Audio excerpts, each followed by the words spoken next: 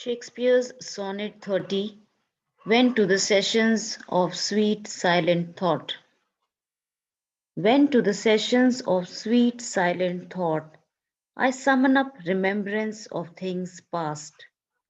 I sigh the lack of many a thing I sought, and with old woe's new veil my dear times waste.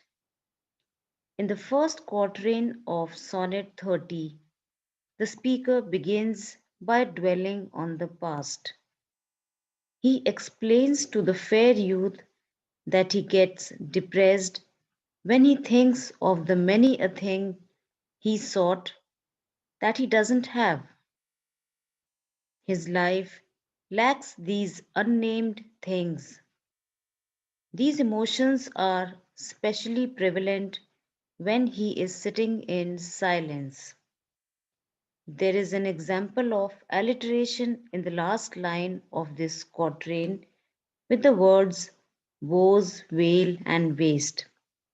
He is explaining how, while mourning, he is adding to new grief to the old and increasing it. Then can I drown an eye unused to flow for precious friends hid in death's dateless night, and weep afresh love's long since cancelled woe, and mourn the expense of many a vanished sight.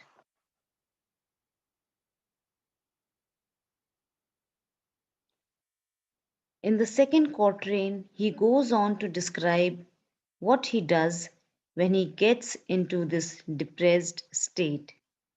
He cries or drowns his eyes, something that is unusual for him. The speaker cries for the lost friends who he can never see again. They are lost to the darkness of night and death, somewhere in the past. He also mourns for loves long since lost. These emotions hit him as though they are new. Lastly, he adds that he grieves for all the vanished sights that he is never going to see again. These are the places and experiences that won't ever be his again except in memory. Then can I grieve at grievances forgone, and heavily from woe to woe tell o'er the sad account of fore bemoaned moan, which I knew pay as if not paid before.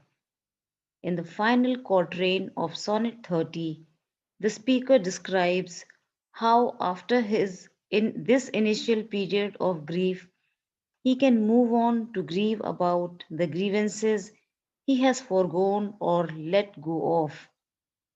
His tears reach into the past and relive everything that he had let go of but now confronts him as though it is fresh. The pain is new. He pays it as though he had not paid before. Throughout this section of the poem and the couplet, Shakespeare uses words like account, losses, and pay.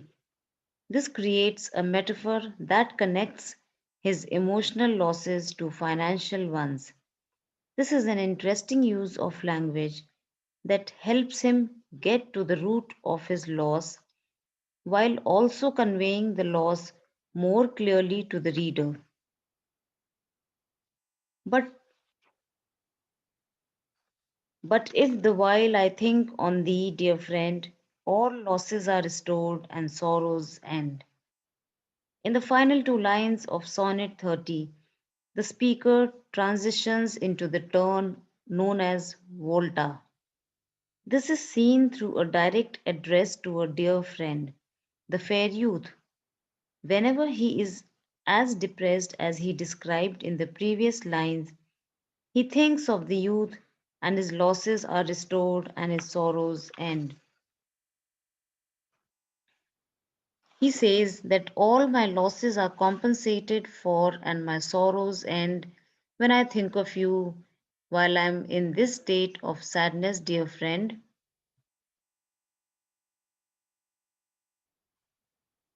here are some notes for you.